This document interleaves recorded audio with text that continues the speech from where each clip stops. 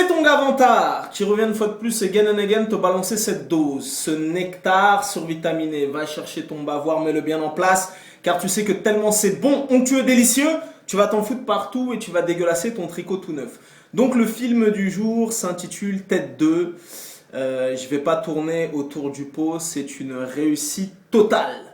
Donc dans un premier temps, le TED volume 1, il est sorti, il me semble, il y a 3 ans.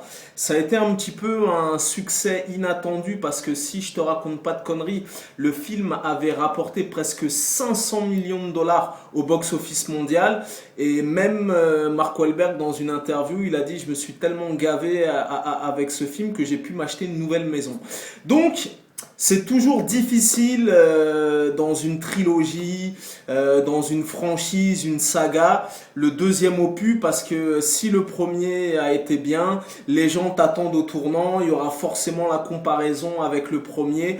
Là, pour le coup, c'est une réussite totale. Je me suis marré comme une baleine, t'as même pas idée. Donc, depuis le 1er janvier 2015, jusqu'à aujourd'hui, c'est-à-dire, je ne sais plus si on est le 4 août ou le 5 août, j'ai été au cinéma 86 fois, tu vois. Donc voilà, tu sais que je suis l'un des cinéphiles les plus raffinés et les plus prolifiques du 21e siècle. Je peux te dire que Tête 2 intègre directement mon top 10 de l'année. Tu vois ce que je veux dire? Donc c'est l'un des meilleurs films que j'ai vu cette année et c'est définitivement le film le plus drôle que j'ai vu cette année. C'est une réussite totale. Je me suis marré comme une baleine, mais tu sais, des rires francs, tu vois, genre à gorge déployée. Tu vois, quand tu rigoles comme ça, t'as des larmes. Je me suis marré comme une baleine. Donc c'est drôle, c'est trash. C'est irrévérencieux, c'est politiquement incorrect, c'est super bien écrit. Regarde, le film dure à peu près 2 heures. Toutes les 3 minutes, c'est un rythme effréné. T'as une vanne, un gag, une vanne, un gag. Il y a des scènes qui sont amenées à devenir cultes. Il y a des répliques qui sont amenées à devenir cultes. Il y a des guests. Il y a des clins d'œil, il y a des films, il y a plein de choses. Donc moi personnellement, je vous le recommande vivement. Voilà, personnellement, c'est même limite. Il est mieux que le premier, tu vois, vraiment là pour le coup, c'est une réussite totale, tu vois ce que je veux dire.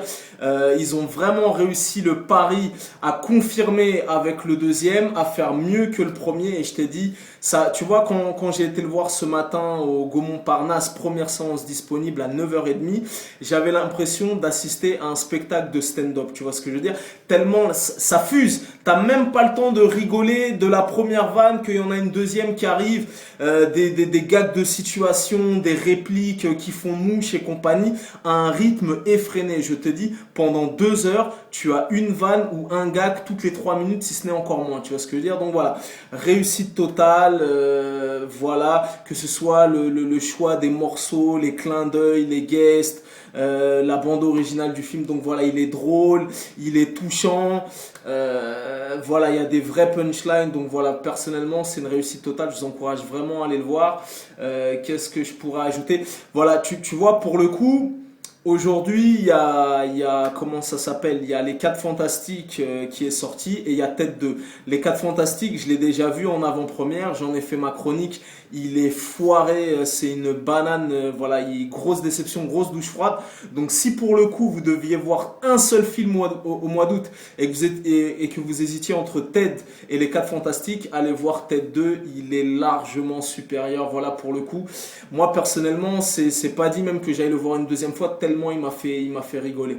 Voilà, et en plus tu sens la patte de Seth MacFarlane.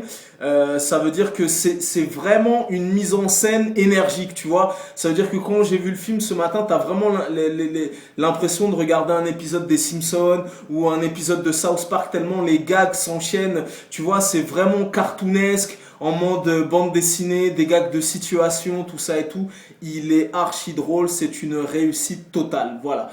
Après, moi, j'ai été le voir en VO.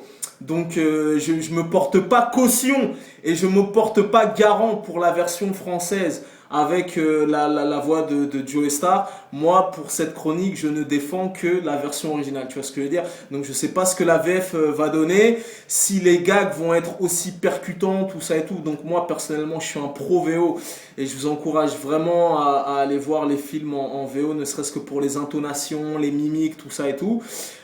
Donc voilà, je ne sais pas ce que la version française donne. Voilà, moi personnellement, je me porte garant et je me porte caution que pour la version originale. Peut-être qu'il y a des gens qui vont le voir en VF et qui vont dire ouais, mais nanani, moi je me porte garant et je me porte caution exclusivement pour la version originale. Voilà. En tout cas, c'est une réussite totale. Je vous dis, c'est un des meilleurs films que j'ai vu cette année. C'est le film le plus drôle. Voilà, allez-y, c'est les vacances avec votre meuf, entre potes. C'est vraiment bon délire, trash.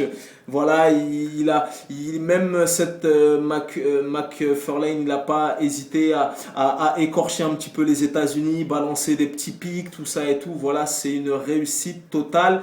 Allez le voir, voilà. Tu connais ce dicton légendaire, les goûts et les couleurs, ça ne se discute pas. Si t'as la vie de vantard, c'est toujours le bon.